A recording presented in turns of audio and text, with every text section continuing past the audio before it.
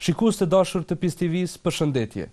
Sonte në Objektiv do t'i kushtojmë një rëndësi të veçantë ku do të diskutojmë për fëmijët.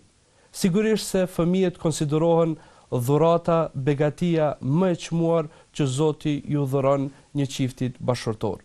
Për të diskutuar rreth kësaj teme, sonte kam të ftuar ekspertin e kësaj çështje, psikologun Dr. Fitim Ukaj. Mirë se vjen në Objektiv, Dr. Fitim.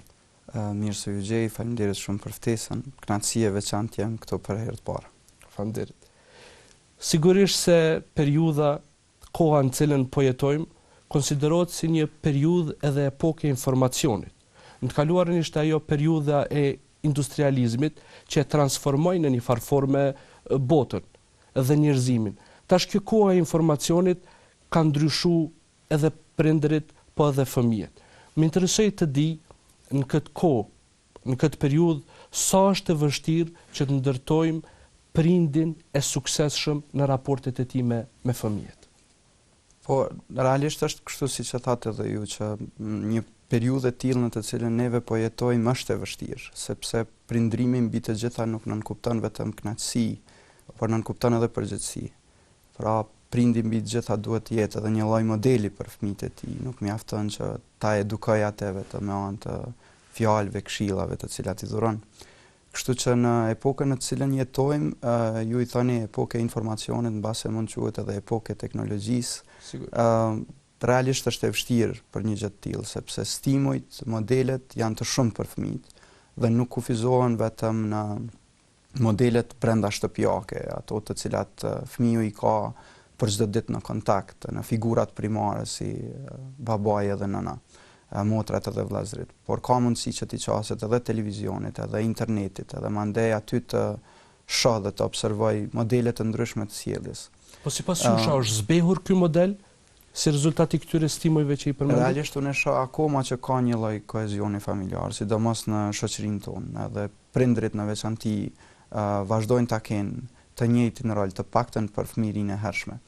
Mirë po, kjo epokë ka edhe aspektet e veta pozitive, sepse ta zëm në të kaluarën është menduar që fëmijëria e hershme nuk është edhe aq e rëndësishme për zhvillimin e personalitetit të fëmijët. Edhe po besoj ju keni arrit të shihni ato modelet në shtëpitë tona, në kulturën tonë përgjithshme, kur thuhet që ky është fëmijë i vogël edhe nuk arrin të kuptoj, kështu që lirisht ne mund të bisedojmë për tema të ndryshme dhe fëmiu nuk kupton asgjë. Mandej ka ardhur deri në atë fazë sa e kanë kuptuar njerëzit mirëfilli që realisht ekziston një njohje e veçantë nga ana e fëmijëve edhe në fëmijërinë e hershme. Andaj duhet pasur kujdes për sjelljet tona dhe këshillat të cilat i japim në fazën e hershme të zhvillimit të fëmijëve. Mirë po ka mungu elementi tjetër i njohurive për zhvillimin e fëmijët gjatë periudhës së shtatëzanisë së nënës. Pra ajo që njihet si periudha paranatale apo paralindjes. Dëshiroj këtu kur e përmend këtë periudhë. Shpesh na ka rastis dëgjojmë një shprehje ku thuhet se edukimi i fëmijëve duhet të fillojë para se ai të vijë në këtë botë. Sipas jush, sa është kjo saktë ose sa qëndron? Definitivisht është e tillë. Pikërisht kjo është poenta e asaj që dua të them, sepse prindrit e shohin përgjegjësinë kundrejt fëmijët vetëm në momentin kur ai lind. Mirë po duhet jetë ndryshe, do thotë prindrit në veçanti baballarët kanë për obligim që të përkujdesen jashtëzakonisht shumë për gratë e tyre gjatë kohës sa ato janë shtatzën, sepse kjo periudhë prenatale është treguar si jashtëzakonisht e rëndësishme për zhvillimin e fëmijët, për zhvillimin e mëvonshëm. Në veçanti këtu duhet të përmend disa nga elementet negative, siç janë duampirja, abuzimi me droga, apo edhe dhuna që ushtrohet ndaj gruas në këtë kohë, mund të lë pasoja afatgjate pastaj për frytin për fëmijën. Po disponimi i saj, gjendja e saj psikike, sa ndikon te fëmiu i cili gjendet në barkun e saj? Hulumtimet e fundit realisht e tregojnë që ka një lloj efekti, ka një lloj transmetimi të gjendjes emocionale nga nëna tek fryti. Pra nëse nëna në vazhdimsi përjeton një periudhë të rëndë emocionale, stresuese, shqetësuese dhe përjeton depresion gjatë shtatëzanisë, ka potencial që ky depresion dhe këto ndjenja negative të transmetohen në një formë apo në tjetrën tek fëmiu. Mirë po në veçanti fakti i modeleve të dhunshme të cilat mund t'i gjejmë në familje ka impaktin më të madh në zhvillimin e fëmijët. Sepse ne po flasim për një periudhë të ndjeshme prej moshës 0 deri në 6 vjeç kur fëmiu i vë themelet e personalitetit të tij, krijon një personalitet në këtë moshë. Edhe pastaj nuk mjafton që ne thjesht themi që duhet silleni kështu, mirë po duhet të tregojmë edhe më anë sjelljes tona. Mandej fëmijët janë jashtëzakonisht inteligjente dhe diskriminojnë shumë lehtë ato të cilat quhen si modele atraktive. Ndajherë për fëmijët nuk është e domosdoshme që mi kopju modelet e mira, mirë po i duket atraktive edhe një model agresiv i sjelljes. Dëshiroj të mbetem pak tek prindërit. Njëherë për arsye se nëse dëshirojmë të kemi fëmijë të edukuar dhe të formuar, sigurisht se do të fillojë nga prindërit. Shumica e prindërve kur i pyet se cilat janë prioritetet e tua, objektivat e tua, sigurisht se i përmend se edukimin e fëmijëve. Mirë po, të paktën janë ata që vërtet ju kushtojnë rëndësi të veçantë një çështje të tillë. Si ka mundësi të sensibilizojmë ata që të kenë objektiv kryesor të tyre edukimin e fëmijëve? Po, realisht është e vështirë, sepse prindrit mjafton vetëm një deklaratë e kështu me radhë. Prindrit kur deklarojnë janë të saktë. Po, deklarativisht ata janë korrekt. Sidoqoftë kjo nuk mjafton. Për një edukim të mirëfillt të fëmijëve, ne duhet kemi kujdes në periudhën e hershme të zhvillimit të tyre. Pra ne në këtë periudhë duhet të fillojmë që të edukojmë fëmijët tanë, sepse deri në moshën 6 vjeçare kur fëmijët supozohet që të fillojnë shkollimin formal, ata janë në kontakt të vazhdueshëm me familjen dhe aty duhet t'i marrin bazat e mirëfillta të edukimit fillimisht. Aty e zhvillojnë gjuhën, zhvillojnë të menduarit, zhvillojnë një lloj kreativiteti, imagjinate që është e rëndësishme për fëmijërinë e hershme. Edhe mbi të gjitha zhvillojnë edhe ato që njihet si edukat. Kështu që nëse dëshirojmë që të gjithë fajin t'ja hedhim pastaj edukimit, sistemit të edukimit, edhe të themi që ata janë përgjegjës për fëmijët tanë, edhe për nivelin e njohurive të edukimit që ata e kanë. Realisht bëjmë gabim të madh sepse njihet ai trekëndshi magjik i bashkëpunimit që duhet të ekzistojë mes fëmijët, prindit edhe mësimdhënësit, por gjithçka fillon unë besoj nga vetë prindrit. Ata duhet të kenë pjesën e përgjegjësisë tyre, edhe të punojnë fuqishëm në drejtim të edukimit mirëfillt të fëmijëve deri në momentin kur ata shkojnë në shkollë. Po atë çfarë shohim ne në këtë periudhë që ju po potencioni se është një periudhë jashtëzakonisht e rëndësishme, tek ne ajo konsiderohet kohë e lojës, mjafton që të qëndroj me orë të tëra para televizionit, para iPadit e kështu me radhë. E kam thënë edhe herave të tjera që është paradoksale se si prindrit e kohëve moderne konsiderojnë që të blerit e lojrave elektronike, shpërblimeve dhe dhuratave pa kufi janë forma më e mirë e edukimit për fëmijët. Madje disa prej tyre me shumë krenarie promovojnë para shoqërisë që e kanë bërë maksimumin sepse para 2 ose 3 dite i kanë bërë një dhuratë fëmijët tyre dhe sikur e kanë largu përgjegjësinë e prindrimit. Po prindrimi nuk nënkupton thjesht vetëm sigurim të ushqimit edhe të lojrave për fëmijët. Madje fëmijët më shumë nevojë kanë për një lloj përkraje, një lloj dashurie, mbështetje nga ana e prindërve në veçanti, e babait në këtë rast dhe nënës gjithashtu, sesa për lojrat elektronike të cilat mund ta kalojnë kohën për pak. Zotri Ukaj, në qoftë se kemi një krizë të modeleve dhe të shëmbulltyrave, do të thotë në ambientin ku jetojnë. A kanë vështirë fëmijët në qoftë se nuk ka modele dhe shëmbulltyra të mirëfillta në shoqëri që ata këtë imitojnë, prej kujt përfitojnë? Po ja çfarë thonë studimet e kohës së fundit. Realisht është gjetur një korelacion i lartë në mes të sjelljeve të prindërve dhe sjelljeve të fëmijëve vet. Nëse një prind, në këtë rast babai, është i dhunshëm ndaj nënës, fëmijët kanë predispozita të larta që të kopjojnë sjelljet e tilla. Edhe mandej ato kopjim është i vetëdijshëm apo është jo, për fazën e fëmijërisë së po? hershme mund të jetë edhe i pavetëdijshëm. Edhe i pavetëdijshëm. Mirë po, mandej kjo bëhet pjesë e personalitetit, internalizohet si sjellje, përbrencohet si sjellje tek fëmijët dhe adoleshentë. Kështu që ne mund të shohim fëmijë të cilët janë agresiv në raport me bashkëmoshatarët e tyre, mirë po burimi kryesor i sjelljes agresive është vetë familja. Edhe fakti që fëmiu ka pas mundësi që të vëzhgojë edhe të kopjojë në përpikëri sjelljen agresive në kuadër të shtëpisë. Pastaj ajo çfarë ndodh, ulëmtimet longitudinale, afatgjate, e kanë treguar qartë që fëmijët të cilët lindin dhe rriten në ambiente të dhunshme kanë gjasë që të kopjojnë ato sjellje të dhunshme edhe në kohën kur ata martohen edhe krijojnë vetë familje. Pra nëse figura primare, në këtë rast babai, ka qenë i dhunshëm ndaj nënës, fëmiu ka shumë gjasë që në kohën kur ai martohet të kopjojë dhe të zhvillojë sjellje agresive ndaj bashkëshortes së tij. Kështu që është vërtet e rrezikshme fakti që neve na mungojnë modelet e mirëfillta të sjelljes në familje. Ato modele të cilat ne i shohim që janë të agresive, që janë të dhunshme, të cilat nuk janë shembuj më të mirë për një fëmijë, vërtet mund të jenë të rrezikshme për zhvillimin e personalitetit të fëmijës. Kemi një model të prindërve të cilët në pamundësi për të bashkëvepruar me fëmijët e tyre, siç e përmend edhe më herët, u plotësojnë të gjitha dëshirat. Do të thotë ata nuk dinë t'i refuzojnë fëmijët e tyre, nuk dinë t'ju thonë jo, edhe tash ata nuk dinë se si ta kenë atë ndjenjen e refuzimit ose sot fëmijët fare edhe nuk çajnë. A përbën kjo ndonjë shqetësim psikologjik?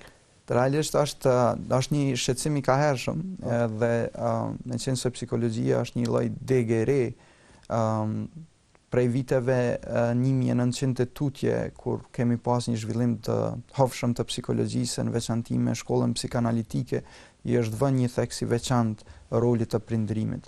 Edhe mes tjera është thuhet nga psikanalitik që edhe lënia pasdore, po edhe llastimi i tepërt, këtë që po e përmendni ju, dërgojnë tek i njëjti rezultat, tek i njëjti personalitet.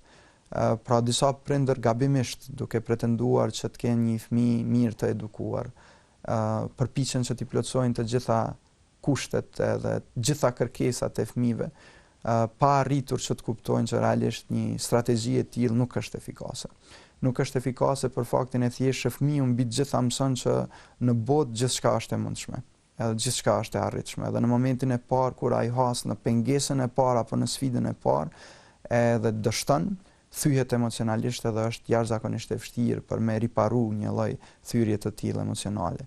Madje ky lloj i prindërimit mëson fëmijët e vegjël që të kuptojnë që gjithçka që ata kërkojnë do të plotësohet nga ana e prindërve, edhe atëherë kur ata nuk e meritojnë. Unë nuk jam idhtari një lloj stili të tillë të prindërimit. Mendoj që fëmijët duhet ta diskriminojnë edhe kuptojnë qartë që sjelljet e tyre kanë pasoja, edhe ato pasoja mund të jenë negative dhe pozitive. Nëse fëmiu manifeston një sjellje e cila është pozitive, e pëlqyeshme, konform rregullave dhe normave familjare, atëherë ajo mund të shpërblehet, pra ka një pasojë pozitive.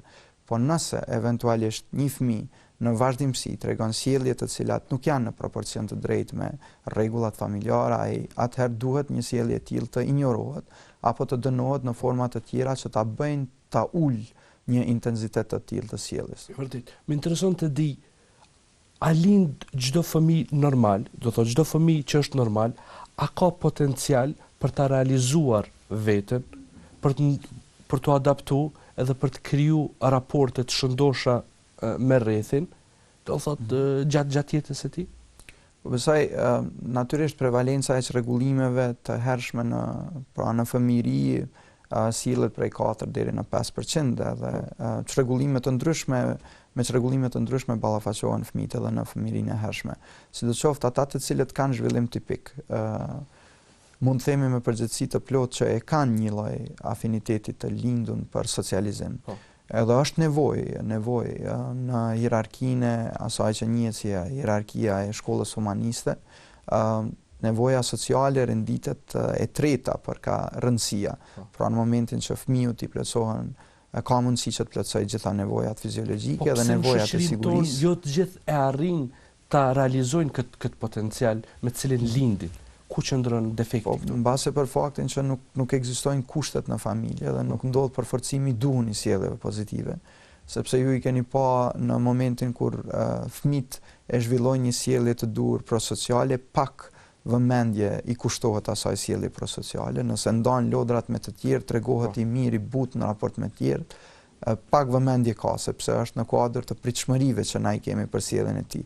Por në momentin më të vogël që ai e lëndon tjetrin apo e shtyn i vërtet tregon disa sjellje agresive, reagimi është i tmerrshëm. Edhe kësaj mandej potenciali i fëmijëve drejtohet nga ajo që dëshmojnë në herë që janë agresive dhe ta kenë vëmendjen e të tjerëve. Nuk mund të themi me përgjithësi të plot që po flasim për modele të sjelljeve të mirëfillta, që nuk ka edhe modele të mira të prindërimit, por duhet ta kemi parasysh që fëmijët janë të ndryshëm. Secili fëmijë është unik, secili fëmijë ka tipare të lindura që e dallojnë nga të tjerët. Andaj ne duhet ta respektojmë këtë lloj diversiteti. Po ju personalisht a besoni te ajo që quhet konflikt i gjeneratave, konflikt i brezave, ku ose ai prindërve ose ai fëmijëve mundohet të dominoj njëri ndaj tjetrit? Po ka, ne jemi dëshmitar, po besoj edhe në familjet tona e shohim që ka një konflikt gjeneratave, në veçanti ata që rrinë të edukohen edhe nga gjyshrit. Konflikti është më i thellë në këto raste. Mirë po, unë nuk i frigohem edhe atë shumë konfliktit gjeneratave, për faktin e thjesht që besoj fuqishëm që prindrit, sidomos në shoqërinë tonë, prindrit vazhdojnë ta kenë një lloj impakti të jashtëzakonshëm tek fëmijët. Edhe ky lloj konflikti gjenerata vret më shumë në periudhën e adoleshencës, atëherë kur ne e konsiderojmë adoleshencën si periudhë kritike të zhvillimit, edhe në atë kohë adoleshentët fillojnë të mendojnë që janë gjithdijshëm, janë të jashtëzakonshëm, janë të pakrahasueshëm. Mendime të cilat janë të gabuara dhe kjo i shtyn ata që të konfrontojnë rregullat familjare. Mirë po një prindrim i mirë, një sjellje e mirë nga ana e prindërve, një kujdes i veçantë mund ta tejkaloj edhe këtë fazë pa problem. Mandej unë besoj që në momentin e parë kur adoleshentët kalojnë në rininë e hershme, në pjekuri, e kanë më të lehtë që të empatizojnë me familjarët e tyre, me prindërit në këtë rast. Është mundur që prindërit të krijojnë një farë atmosfere të përshtatshme dhe duhur të komunikimit edhe të dialogut brenda familjes, në mënyrë që fëmijët mos të kenë nevojë që të shprehen dhe të rrëfehen diku tjetër. Është e vërtet, mungon mbase kjo në nivelet e duhuna, nuk është në nivelet e duhuna komunikimi brenda familjar, por pikë referencë në këtë rast duhet ta kemi të kaluarën. Në të kaluarën shumë tema kanë qenë tabu, edhe autoriteti i prindit ka qenë gjithmonë i pakontestueshëm në shoqërinë tonë.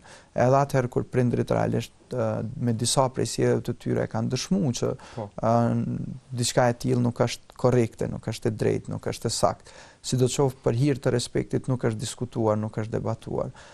Mirë po sot sikur ka ndryshuar diçka e tillë, sidomos te prindërit e rinj, ata kanë një kujdes më të shtuar ndaj fëmijëve, i japin lirinë e fjalës, lirinë e shprehjes, vrehet sidomos në prindi bisedën pikërisht me adoleshentin që përmendë që konsideron veten se s'ka nevojë për ndihmë, s'ka nevojë që dikush t'i shes mend se çfarë duhet të bëj. Po mbi të gjitha nuk duhet të imponohet. Nuk duhet të imponohet. Nuk duhet të imponohet sepse një imponim i tillë vërtet e arrin kulmin edhe fëmijët adoleshent tërhiqen edhe më tepër nga familja. Po fëmijët mësojnë nga kritikat, nga kërcënimet, nga këshillat, cila është mënyra jashtëzakonisht shumë nga tipi i personalitetit. Nëse kemi të bëjmë me një tip i cili është ekstravert edhe stabil emocionalisht, atëherë një qasje e hapur ndaj tij mund të kryejë jashtëzakonisht shumë punë. Nëse është introvert edhe jo stabil emocionalisht, atëherë duhet punohet jashtëzakonisht shumë që t'i hapen dyert e komunikimit. Prindrit nuk kanë nevojë të imponohen. Prindrit duhet t'ju tregojnë fëmijëve të tyre që janë adresa për çdo problem që ata dëshirojnë të flasin edhe të komunikojnë me ta. Mirë po jo të imponohen e të kërkojnë me çdo kusht që çdo problem të diskutohet në radhë parë me ta. Është mirë që çështja e prindërve që thonë nuk po e njoh fëmijën tim, për mua është një enigmë. Për nga vjen ky deklarim? Po realisht vjen prej asaj që prindrit nuk janë edhe aq shumë të përgatitur për fazat e zhvillimit të fëmijëve. Sepse prindrit, disa prej prindërve presin që fëmijët e tyre të jenë gjithmonë fëmijë, edhe të jenë gjithmonë obedient, të bindën autoritetit të prindit. Po kjo është e pamundshme të realizohet për shkak të zhvillimit të fëmijëve. Pra vetë zhvillimi njerëzor, informacionit, mungesë e leximit, do të thonë si ka mundësi që dikush pretendon të jetë prind edhe nuk ka lexuar ende asnjë libër për psikologjinë e fëmijës, për obligimet e tij si prind ndaj fëmijës e kështu me radhë. Vërtet, ndoshta kisha kthyr të njëjtën pyetje ju kisha pyetur edhe juve. Si mendoni se mund ndodh diçka e tillë, sepse ne si psikolog jemi ata që në vazhdimsi e promovojmë rëndësinë e leximit. Në vazhdimsi e promovojmë rëndësinë e jashtëzakonshme të cilën e ka përgatitja e prindërve për edukimin e fëmijëve. Unë e konsideroj që disa prej prindërve sinqerisht nuk i kanë shkaqësitë e duhura të prindërimit edhe përpiqen me metoda të cilat nuk janë efikase për edukimin e fëmijëve. Sot është po dhuna si metodë për shembull. Sot është dëshmuar në mënyrë shkencore tashmë që dhuna nuk duhet të jetë mjet për edukimin e fëmijëve. Në asnjë fazë në disa raste jashtëzakonisht specifike. Për shembull, unë kujtoj nga ligjëratat e hershme që kam ndjek në Universitetin e Prishtinës, kur shpjegohen teknikat kognitiv-behaviorale që thuhet në momentin kur fëmijët e rrezikojnë jetën e tyre apo jetën e të tjerëve, lejohet që të përdoret dhunë, po në kufit e caktuar, pra ju mund t'i jepni një lloj flakareshi fëmijët i cili tenton që për shembull ta prek stufën apo të prek rrymën elektrike për shkakun e energjinë elektrike për shkakun e thjeshtë ju e keni të qartë që rreziku është potencialisht shumë herë më i madh në momentin kur ai tenton të bëjë diçka të tillë, krahasuar me një flakaresh apo një dhimbje të vogël që mund të psoj nga edukimi që përpiqet t'i jap babai. Mirë po, ajo çka un kam domethënë na flasim për dhunën dhe kjo pjesa e dhunës është e tillë që duhet të jetë jashtëzakonisht e kufizuar, po kur flasim për dënimet ne nuk e kuptojmë si psikolog gjithmonë vetëm dhunën që duhet të ushtrohet ndaj fëmijëve. Ku bëni dallimin tash ndërmjet dënimit dhe dhunës? Dënimi mund të jetë edhe largimi i fëmijët nga ata stimuj të cilët janë pozitiv për te. Për shembull, fëmiu mund të dënohet në raste kur tregon një sjellje e cila nuk është adekuate, që cilësohet si jo e mirë, mund të dënohet edhe duke e largu për një kohë nga stimujt pozitiv që mundet me qenë kompjuteri apo të parit e televizionit. Pra, ky mund të jetë një lloj dënimi. Mandej injorimi i sjelljes negative tregon gjithashtu rezultat. Kur ju e injoroni edhe nuk jo me çdo kusht tentoni që të merreni me atë lloj sjellje, po thjesht i tregoni me anë të kësaj sjellje që ajo çfarë ka bërë nuk është e pëlqyeshme për prindin. E mbi të gjitha, për me formsu një sjellje pozitive duhet shpërblimi. Pra në rastet kur ne shohim sjellje pozitive, ato i shpërblejmë, ato i lavdrojmë. Mund të jenë stimuj të ndryshëm, për shembull mund të thuhet një fëmijë të lumt, je më i miri, je i pakrahasueshëm. Këto e bëjnë që të rritet vetbesimi i tij edhe të shtoj intensitetin, por edhe kualitetin e sjelljeve pozitive. Përderisa në momentin kur injorohet apo dënohet një sjellje negative, pa pëlqyeshme, atëherë kjo e ul intensitetin edhe kualitetin e asaj sjellje. Pra ne duhet të manipulojmë me dënimin edhe shpërblimin në mënyrë që të formsojmë sjellje të caktuara tek fëmijët. A është detyrim i prindërve që t'ju siguroj fëmijëve të tyre edukim të mirëfillt dhe arsim cilësor? Është e vërtetë që po, mirë po jo vetëm detyrimi i prindërve, jo vetëm përgjegjësi. E konsideroj që është përgjegjësi e komplet shoqërisë. Secili prej nesh, prej pozicioneve të cilat i kemi, duhet që të kontribuojmë edhe të japim maksimumin tonë në mënyrë që gjeneratave të reja t'ju krijohen kushtet e mirëfillta për arsim cilësor. Sepse mënyra e vetme për të zhvilluar vendin, për të zhvilluar shoqërinë është arsimi cilësor. Edhe më këtë e kërkojmë fajin tek faktorët objektiv, tek ato që rëndom ne i përmendim në deklaratat tona televizive, mungesa e kushteve fizike. Duhet i kthehemi një herë mirë përgjegjësisë tonë individuale dhe të shohim se çfarë mund të bëjmë ju si media, ne si mësimdhënës, si ligjërues, të tjerët prej pozicioneve politike të cilat i kanë. Edhe mandej në një koordinim vërtet të mirë, sepse nevojitet një lloj koordinimi i tillë, i mirë, solid, mund të bëjmë më mirë për këtë vend edhe në veçanti për të shtuar cilësinë e arsimit në Kosovë. Do thotë raportet ndërmjet burrit dhe gruas, zënkat, problemet, sa ndikojnë në zhvillimin e fëmijët? Jashtëzakonisht shumë. Jashtëzakonisht shumë. Çdo lloj raporti i tensionuar në mes të fëmijëve, në mes të burrit edhe të gruas ndikon, ka impakt tek fëmijët. Kjo e ka bazën atë që njihet si psikologji behaviorale apo shkolla behavioriste. Po gjithashtu çka i bën kjo, domethënë për shikuesin ton, nga se ky është term pak a shumë profesional. Shkolla behavioriste ka lind në Shtetet e Bashkuara të Amerikës në vitet 1900, në veçanti njihet Watson për teorinë e tij të sjelljeve. Ai madje ka një lloj postulati që thotë mes tjerash, më jep një 10 fëmijë të çfarëdo familje, me çfarëdo lloj backgroundi, edhe nëse unë merrem me ta, i rris edhe i edukoj, do t'i krijoj çfarëdo lloj profesioni që ju dëshironi. Pra këtu ekziston ajo çësia e behavioristëve që sjellja është mbi të gjitha. Pra sjellja ka mundësi që me anë të dënimit edhe shpërblimit të formsohet. Por më vonë mandej ka ekzistuar një lloj shkolle tjetër si kundërvënie ndaj behaviorizmit, ajo shkolla kognitiviste, që ka tendencë ta shohë ndikimin e mendjes të menduarit më shumë se sa vetësjelljen. Edhe në mesin e psikologëve të cilët i takojnë kësaj gjenerate është edhe Albert Bandura. Albert Bandura ka një lloj eksperimenti të cilin unë e kam për shef edhe përpiqem gjithmonë ta transmetoj tek studentët e mi. Po përderisa i ekspertë edhe kërkoj falje që më duhet më zgjat në këtë pikë, mirë, po për ta transmetuar esencën e kësaj që dua të them. Bandura e vendos një kukull edhe një shkop bashkë me një zonjë në një dhomë. Edhe fëmiu ka mundësi që ta shohë nga pasqyra nga ana tjetër se si gruaja bashkëvepron me kukullën. Gruaja gjatë gjithë kohës e godet kukullën me anë të shkopit edhe vepron në mënyrë agresive ndaj kukullës. Edhe mandej fëmiu në momentin kur vendoset në pozitën e gruas, në të njëjtën dhomë aty ku ka qenë gruaja, me kukullën edhe me shkopin, po edhe me lodrat e tjera përreth.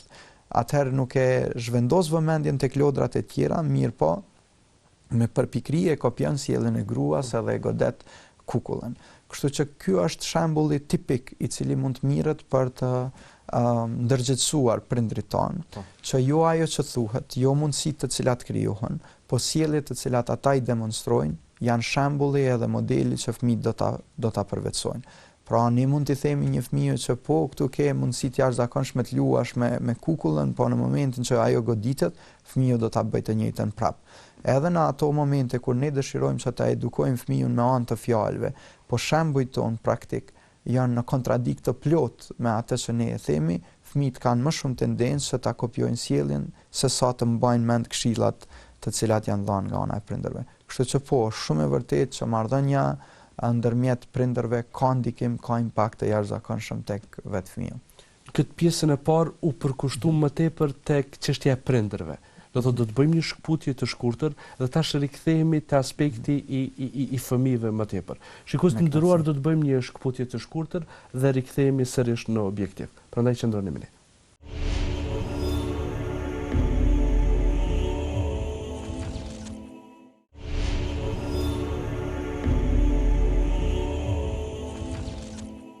Shikues të nderuar, u rikthyem sërish në objektiv për të diskutuar rreth edukimit të fëmijëve.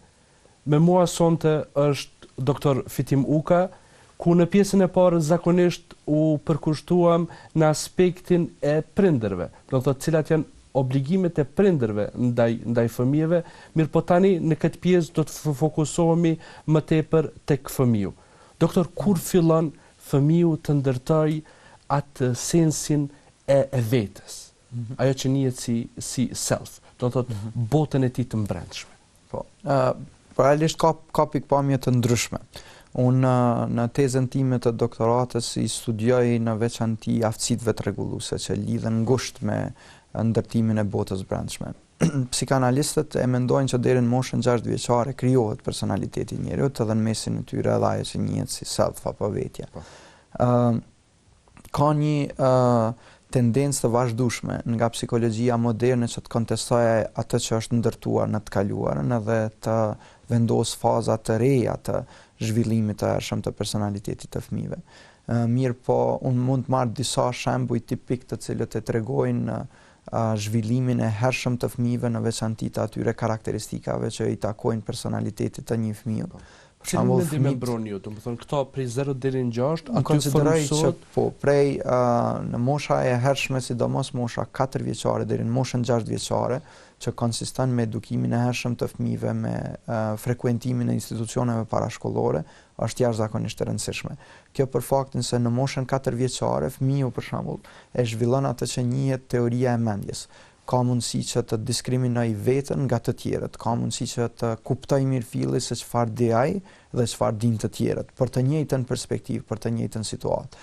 Mandej në moshën 4 vjeçare fëmijët vetë se i zhvillojnë ashtu siç duhet ato që i njohim si aftësive rregulluese.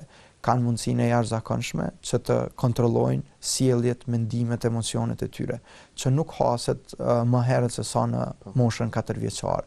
Madje edhe inteligjenca në këtë pikë me ato instrumente të cilat ne i kemi në dispozicion si psikolog, e merr një lloj zhvillimi të hovshëm, përcillet me një lloj zhvillimi të hovshëm.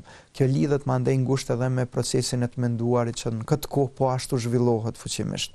Ju e shihni mandej që krahas të menduarit zhvillohet edhe të folurit. Zhvillohet të folurit tek fëmijët edhe deri në moshën 4 vjeçare, 5 vjeçare fëmijët e krijojnë një lloj fjalori, vokabulari kogja solid, edhe janë gjendje që të transmetojnë shumicën e mendimeve të tyre. Kështu që kjo periudhë e zhvillimit të fëmijëve prej moshës 4 deri në moshën 6 vjeçare është e ndjeshme, jo vetëm për zhvillimin e asaj të cilën ne po e titullojmë si personalitet. Dikush tjetër mund ta titullojë si shumësi e vlerave, e sjelljeve, mendimeve që i ka një person. Por është gjithashtu e rëndësishme edhe për ato që njihen si rezultate në të ardhmen. Është vërtetuar që fëmijët të cilët kanë shkallësi të mira vetrregulluese në fëmijërinë e hershme, në studimet e ndryshme që janë kryer në laboratoret e Universitetit të New Yorkut, në Universitetin të Freiburgut, ku unë studioj edhe punoj në këtë drejtim, është dëshmuar që aftësitë vetrregulluese në kohën e fëmijërisë së hershme, në moshën 4 vjeçare, 4 vjeçare gjysmë, janë në gjendje me prediku rezultatet edhe në adoleshencë, po edhe përtej adoleshencës në rini. Pra ata të cilët kanë aftësi të mira vetrregulluese në fëmijërinë e hershme, që i kontrollojnë emocionet e tyre, ndjenjat, sjelljet, veprimet, ata kanë tendencë që në të ardhmen të jenë më të suksesshëm, të tregojnë sukses më të madh në shkollë, të tregojnë sukses më të madh në profesionet të cilat ata i zgjedhin për të studiuar. Në krahasim me ata të cilët dëshmojnë aftësi të dobta vetrregulluese, edhe që përcillen me mos sukses në të ardhmen edhe që nuk kanë potencialin për me u zhvillu maksimalisht. Prindve ju intereson që pas kësaj periudhe të instalojnë vlera të caktuara të fëmijët e tyre. Së pari që të kenë vetbesim, që të mos kenë druajtje, e posaçërisht ndaj atyre të cilët janë të panjohur. 2, të jenë të guximshëm, pastaj të jenë të drejtë, të jenë të lirshëm, të veprojnë. Si ka mundësi që të instalohen këto vlera të fëmijët, edhe kur është mosha më e përshtatshme? Po gjithçka fillon në fëmijërinë e hershme. Po në mënyrë më të vetëdijshme, se ndoshta kjo periudhë karakterizohet me një farë lloj imitimi, pavedije, mirë po. Jo, realisht ka edhe vetdije edhe në këtë pjesë, sepse po flasim për një periudhë të hershme 4 vjeçare, kur ndjeshmëria është e lartë. Ta zamë nëse prindrit dëshirojnë që të transmetojnë një lloj mesazhi tek fëmijët, dëshirojnë që të mësojnë disa prej vlerave morale, dëshirojnë të mësojnë fëmijëve që ajo çfarë ata veprojnë mund të ketë pasoja, dëshirojnë të mësojnë fëmijët e tyre që nuk duhet të sillen keq në raport me të tjerët, sepse e keqja pastaj mund të kthehet. Vlerat morale të cilat ata dëshirojnë të transmetojnë në këtë kohë mund t'i bëjnë edhe me anë të edukimit psikosocial, edhe me anë të këshillave të cilat mund t'i ofrojnë ata. Mirë, po mbi gjitha fëmijët mbrijnë që në këtë kohë ta kuptojnë mirëfilli se çka nënkupton të jesh i ndershëm në raport të tjerë, të jesh korrekt në raport me të tjerë. Edhe kjo fillon nga pjesa e lojës. Për shembull, nëse fëmijët e vegjël gjatë lojës marrin, huazojnë një kukull nga dikush tjetër, edhe ajo kukull nuk ju takon atyre, edhe kërkohet me çdo kusht nga tjetri, e këta nuk veprojnë ashtu siç duhet, nuk i japin apo nuk e tregojnë që e kanë marrë. Atëherë ky është një lloj sinjali, një mungese të një sjellje e cila përkon me sjelljen prosociale. Kështu që nëse prindrit paraprakisht çdo lloj sjellje tjetër prosociale e kanë lavdru, e janë përpjekur që me shtu në intensitet, atëherë ata kanë mundësi që sjelljet e tilla sa më pak të shohin të pranishme tek fëmijët e tyre. Po edhe në këtë kohë pranë fëmijërinë e hershme ekziston një lloj vetdije tek fëmijët, edhe ekziston ajo logjika e tyre që gjithçka që ata mund veprojnë i ka edhe rezultatet e tyre. I ka pasojat e veta. Në këtë kontekst, tash në qoftë se dëshirojmë që fëmiu ta realizojë veten, a është kusht ta ketë identitetin e vet, bot kuptimet e tij, konceptet e tij të formsuara? Po gjatë fazës së fëmijërisë së hershme, fëmiu vetë se i teston shumicën e koncepteve të veta. Pra ju e keni pa që fëmijët e vegjël janë vazhdimsi në kërkim të përgjigjeve. Është e natyrshme që fëmijët në këtë moshë të bëjnë pyetje të jashtëzakonshme, të shtrojnë madje të njëjtat pyetje për disa herë derisa të gjejnë përgjigjen e cila ju fle më mirë dhe që i kënaq apetitet e tyre. Mirë po me kalimin e kohës edhe kjo nuk mjafton. Do thotë ata dëshirojnë që të përvetësojnë një lloj identiteti gjinore. Keni pa që fëmijët e vegjël në fëmijërinë e hershme zgjedhin lodra të cilat ata shërbehen me to. Pra tipike janë për meshkujt ato kamionet, veturat, për vajzat janë tipike kukullat, edhe fitojnë një lloj roli gjinor. Pra e kanë të determinuar se kush do të jenë të ardhmen. Disa prej tyre kanë profesione të dëshiruara qysh në këtë kohë, po prap lidhen me rolet gjinore. Po komplet formimi i personalitetit është i rëndësishëm për të ardhmen e një fëmiu. Pra në këtë kohë, në momentin kur ata janë gjendje që të vendosin të gjitha themelet e personalitetit ashtu siç duhet, të kenë identitetin e tyre gjinor, të jenë në gjendje të zhvillojnë shkaqësitë e hershme akademike, shkaqësitë gjuhësore, matematikore, të jenë në gjendje që të zhvillojnë potencialin e tyre intelektual, inteligjencën, teorinë e mendjes, aftësitë vetërregulluese, aspektin moral. Atëherë flasim për një zhvillim të mirëfillt i cili ka potencial që në të ardhmen të jetë jo vetëm një qytetar i ndershëm, ajo që kërkohet në çdo shoqëri, po të jetë një qytetar i cili është në gjendje që të jap kontribut për zhvillimin e asaj shoqërie. Procesi i pavarësimit edhe marrja e përgjegjësive, si do të shkojë kjo? Në një farë forme që të mos jetë fëmiu barr edhe përgjegjësi gjithmonë e prindit. Ndarja e parë ndodh në momentin kur fëmijët frekuentojnë institucionet parashkollore. Kjo është ajo ndarje. Separacioni i parë. Atëherë kur fëmiu realisht e kupton që bota nuk është vetëm shtëpia, por është edhe shkolla, ka edhe ambiente të tjera ku mund zhvillohet. Edhe ku mund gjejmë mbështetje, ku mund gjejmë ngrohtësi, sepse këtë zakonisht po e harrojmë, sot sikur janë fokusuar më tepër institucionet parashkollore në ofrimin e këshillave edukative se sa definitivisht po duhet t'i kthehemi prap bazës, duhet t'i kthehemi asaj që është esenciale për zhvillimin e fëmijëve, që është mbështetja emocionale. Pra elementi i parë, shenja e parë e këtij pavarësimi është kur fëmiu shkon në institucionin parashkollor apo në shkollë. Edhe kjo lloj lidhje emocionale me fëmijët, ndërmjet të fëmijëve dhe figurave primare njihet si atashim. Kur ndodh kjo lloj ndarje, disa prej fëmijëve e përjetojnë jashtëzakonisht rënd. Madje në veçanti ata të cilët nuk arrin dot që të kuptojnë që ndarja duhet të ndodhë dhe ndarja është e përkohshme. Pra kanë përcillet me një lloj frike dhe në vazhdimsi kërkojnë që të jetë edhe figura primare aty me ta në institucionet parashkollore. Mandej pavarësimi ndodh tutje gjatë adoleshencës, kur ndodh një ndarje edhe më e thellë në mes të adoleshentëve dhe prindërve, figurave primare, për faktin e thjeshtë që adoleshentët e konsiderojnë që jo të gjitha temat, jo gjithçka që ata dëshirojnë të dinë përgjigjet për ta, është e natyrshme që të kërkohet përgjigje nga ana e prindërve. E kërkojnë një lloj pavarësie me çdo kush sepse besojnë që duhet ta kenë edhe fushën e tyre të veprimit që është private edhe që ndahet nga ana e familjes. Është tipike për adoleshentë që në këtë kohë të besojnë më shumë në shoqëri edhe të mbështesin shumicën e gjykimeve të tyre në atë se çfarë thotë shoqëria, pra e determinojnë disa individ të caktuar që janë më të afërt në raport me të. Edhe pavarësimi do të thosha i fundit më i madh që mund të ndodhë nga i fëmijëve nga prindërit është në kohën e pjekurisë, atëherë kur realisht e kuptojnë njerëzit që figurat primare duhet të jenë edhe përgjegjësi. Unë e determinoj në momentin kur kemi të bëjmë me rini, me pjekuri, ajo mund të jetë mosha 18 vjeçare, por për dikë mund të jetë edhe më e vonë, varësisht prej pjekurisë kognitive, intelektuale. Mirë po në atë kohë ne e shohim që ndodh një lloj separacioni i mirëfillt, po vazhdon të jetë ajo lidhje emocionale e pakrahasueshme me prindrit, me figurat primare që nuk mund të zëvendësohet me dikë tjetër. E kjo lidhje emocionale është krejt e natyrshme,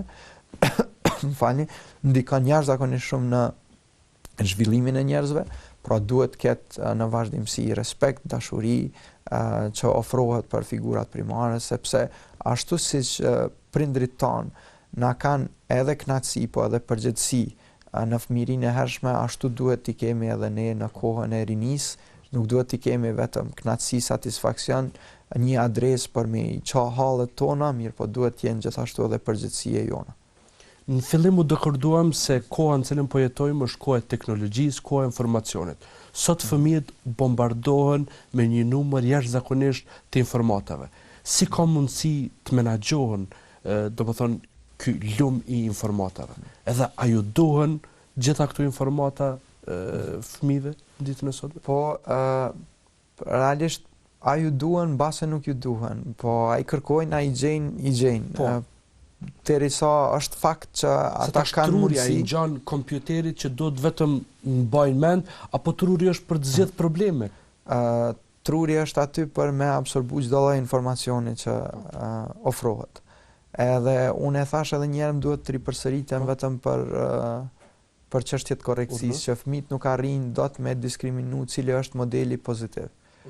Pra për fëmijët modelet atraktive janë ato të cilat kopiohen më lehtë. Ju e keni pa në Po vetëm ata vetëm po kërkojnë, po stimulon vazhdimisht, edhe vazhdimisht po kërkojnë stimuj tjerë, edhe kjo po i bie se dikush i cili është i etur edhe pi ujë të kripur. Nuk i shuan etjen, po është shumë e vërtet. Edhe këtu e shoh edhe rolin përgjithësinë të cilin e kanë prindërit. Jo shfrytëzimi i internetit, i kompjuterit, jo shiqimi i televizionit i pakushzuar, i palimituar, sepse kjo nuk dërgon rezultate pozitive. Do ta kisha shtruar një pyetje hipotetike, një pyetje hulumtuese, mbase është një ide e mirë për hulumtim. Sa prej prindërve në momentin kur fëmiu e shfrytëzon komplet kohën e tij në internet, sa prej prindërve shtrojnë pyetje të tilla të hapuna për fëmijët e tyre me kuptu se çka ka arrit me mësu fëmiu gjatë kohës sa ka qenë në kompjuter. Pa i konsideron përparim, thotë se gjenerata ime nuk i ka pas këto vërtet mund të jetë përparim, po në anën tjetër mund të jetë edhe një ndikim i jashtëzakonshëm në zhvillimin e tyre. Unë ballafaqoj raste të shumta të fëmijëve të cilët krijojnë një lloj shprehie, një lloj varësie të skajshme ndaj lojrave elektronike. Edhe kjo lloj shprehie, kjo lloj varësmërie fillimisht krijohet për shkak të mungesës të përgjegjësisë që e kanë prindrit, për shkak se nuk ja kanë dalë dot që të transmetojnë tek fëmijët e tyre në rëndësinë që e ka koha. Pra është një farë lloj dorëzimi, një farë lloj heqje dorë, se tash nuk ka mundësi me menaxhu. Është më i lehti, edhe i pëlqyeshëm për shumicën e prindërve. Unë po them që prindrit akoma nuk e kanë të qartë, disa prej tyre nuk e kanë të qartë ndikimin që mund ta ketë interneti edhe televizioni në zhvillimin e fëmijëve të tyre. Edhe po besojnë fuqishëm që në internet mund gjejnë vetëm informacione të duhura, pozitive, këshilla të cilat i ndihmojnë ata për zhvillim. Por nuk është e tillë. Na jemi dëshmitar të asaj që në internet, në faqe të ndryshme mund gjenden edhe këshilla të cilat nuk i plotësojnë kushtet për të qenë këshilla të mirëfillta, të mbështetura diku, nuk i plotësojnë gjithashtu edhe kushtet shoqërore, janë në konfrontim të plot, në kundërshtim të plot me ato që na i mësojmë si vlera morale dhe intelektuale gjatë edukimit në familje. Edhe fëmijët mandej ndodhen në situata të tilla kur nuk dinë se kënd ta ndëgjojnë, edhe ku të mbështesin sjelljet e tyre, atë prindrit apo tek ato që i vrejnë në internet që janë kogja më atraktive se sa pjesa tjetër. Dëshirojmë të bëjmë një krahasim. Tash gjenerata jon, lojrat të cilat i ka pas kanë qenë lojra reale. Do thotë ka pas aty punë ekipore, është dashur të japim mundin maksimal lojrat që bëjmë. Kemi humbur, kemi fitu, do thotë emocione të ndryshme, edhe gëzimi, edhe dëshpërimi. Mirë po lojrat të cilat bëjnë sot fëmijët përmes videolojrave edhe ato virtuale edhe elektronike, aty nuk ka humbje. Për arsye se gjithmonë ekziston edhe një jetë tjetër. Nuk përfundon loja, do thotë nuk ekziston elementi kohë aty, sepse ka lojë të cilat të zgjasin me muaj e me vite e kështu me radhë. Sa ka lidhje kjo në aspektin psikologjik? Jo, realisht është gjetë një lloj identifikimi i jashtëzakonshëm që fëmijët e zhvillojnë me personazhin e lojës. Dhe unë mund pajtohem me elementin kohë që disa prej lojnave janë të pafundme, sepse ke mundësinë e jashtëzakonshme që të rikrijosh njëjtin personazh. Gjithmonë është edhe një tjetër, domethënë ke edhe një mundësi, kështu që nuk çon kokën ti me jap maksimumin. Është jashtëzakonisht e vërtet. Mirë po, është një ulëmtim shkencor që e ka titullin When I Die I Feel Small, kur unë vdes ndihem i vogël, edhe në atë ulëmtim shkencor është tregu që fëmijët kanë tendencën mu identifiku me personazhin kryesor të lojës. Edhe në çdo moment kur ata vriten, domethënë në lojë, personazhi kur vritet, ai atë lloj vrasje e përjeton si dështim individual. Pra ka transmetim të emocionit nga figura primare në edhe brenda psikologjisë. Definitivisht po. Kështu që nuk duhet ta shohim edhe pa efekt komplet këtë pjesën e lojës. Edhe aty ka ndjenja, edhe aty ka emocion, edhe aty ka dëshpërim. Edhe dëshpërimi mund të jetë i madh, mandej tendenca për me u tregu edhe me anë të kësaj loje disa prej fëmijëve e gjejnë si mundësi të mirë për me përmbush veten e tyre, përderisa nuk janë të suksesshëm në pjesën e shkollës, nuk janë shembullor me sjelljet e tyre, e konsiderojnë si mundësinë ideale për me shpërfaqë komplet potencialin e tyre në kuadër të lojnave. Edhe ju i shihni që disa me krekosje i promovojnë sjelljet e tilla në kuadër të shkollës, edhe nxisin të tjerët që të vinë në të njëjtin nivel të garojnë, pra të krahasohen pastaj se cili është më i mirë të paktën në këto lojra elektronike. Unë kam pas raste gjatë praktikës time klinike që të shoh fëmijë të cilët kanë kriju varësi nga lojrat e tilla elektronike. Ka dhe në fëmijëri që krijojnë varësi? Shumë e vërtet, po në fëmijëri ka fëmijë të vegjël të moshës 7-8 vjeçare të cilët e krijojnë një lloj varësie të tillë. Ka adoleshent të cilët nuk arrin dot me kuptu që realisht periudha e shkollimit është jashtëzakonisht e rëndësishme për ta, edhe zëvendësojnë shkollën, zëvendësojnë detyrat me lojnat e tilla elektronike. Më pëlqen në veçantë kjo pjesa kur ju flisni për mundësitë të cilat i kanë fëmijët në lojra elektronike. Unë kam një lloj analogjie të cilën zakonisht përpiqem me transmetu tek student, po edhe tek ndonjë prej klientëve të mi, që përderisa në lojnat elektronike ekzistojnë mundësitë e pakufishme që më ju kthy sa herë që ju dëshironi të njëjtit nivel edhe me provu prap.